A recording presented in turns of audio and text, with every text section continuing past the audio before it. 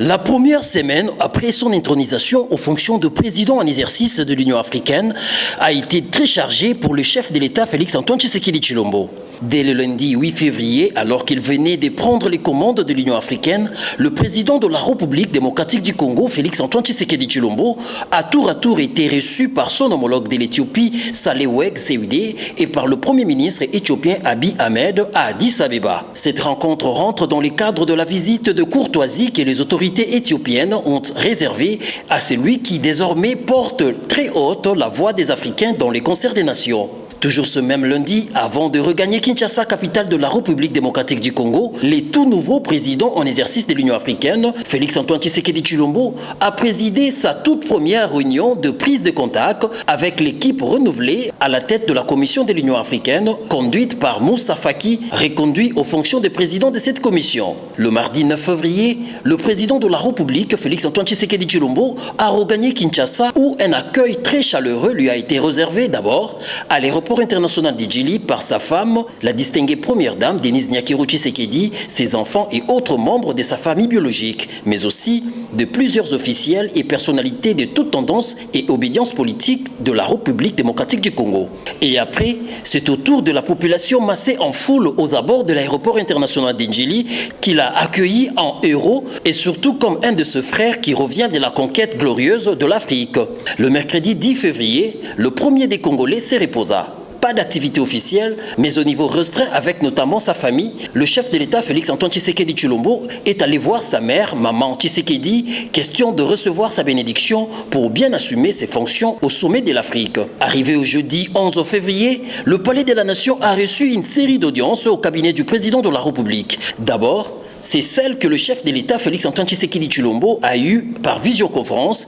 avec le président de la Fédération internationale de football association, Gianni Infantino. Au menu de leurs entretiens, les développements du football africain avec la RDC comme pays pilote, mais aussi d'autres projets que compte lancer le patron de la FIFA lorsqu'il viendra en RDC. Ensuite, le président de la République, Félix-Antoine Tshisekedi Tshilombo, a reçu le président du groupe pharmaceutique Roche, Christophe Franz, avec qui un nouveau projet sera lancé dans les tout prochains jours aux cliniques universitaires de Kinshasa, mais aussi le patron de Roche a annoncé son soutien à la RDC dans la lutte contre la Covid-19. Toujours ce même jeudi, le président de la République, Félix-Antoine Tshisekedi Tshilombo, a échangé avec le coordonnateur du secrétariat technique de la riposte à la Covid-19, le docteur Jean-Jacques Mouyembe, venu lui tenir informé que la courbe épidémique est désormais descendante en République démocratique du Congo. Il a en outre suggéré au chef de l'État de procéder à la réouverture des écoles et universités car le risque de contamination a sensiblement baissé. Enfin, pour clôturer ces audiences de jeudi, le président en exercice de l'Union africaine, Félix-Antoine Tshisekedi Tshilombo, a eu une séance de travail avec son panel qui l'accompagne désormais dans ses nouvelles tâches au sommet de l'Afrique. Ce panel a été conduit au Palais de la Nation par son coordonnateur, le professeur Alphonse Toumba-Luaba. À 30 jours de l'ouverture de la session ordinaire de l'Assemblée nationale, les garants du bon fonctionnement de toutes les institutions de la République, le chef de l'État Félix-Antoine Tshisekedi Tshilombo a reçu en audience vendredi dernier les membres du nouveau bureau définitif de la Chambre basse du Parlement congolais. À en croire le président de ce bureau, Christophe Mbosoko Diapwanga, lui et son équipe ont dit au président de la République que la mise en place d'un gouvernement de l'Union sacrée est une urgence car la population attend beaucoup de ce gouvernement. Le même vendredi, le chef de l'État Félix-Antoine Tshisekedi Tshilombo a reçu pour la deuxième fois en une semaine les membres du comité multisectoriel de la riposte à la Covid-19. Avec ce comité, le chef de l'État a pris la ferme décision d'annoncer la reprise des activités scolaires et académiques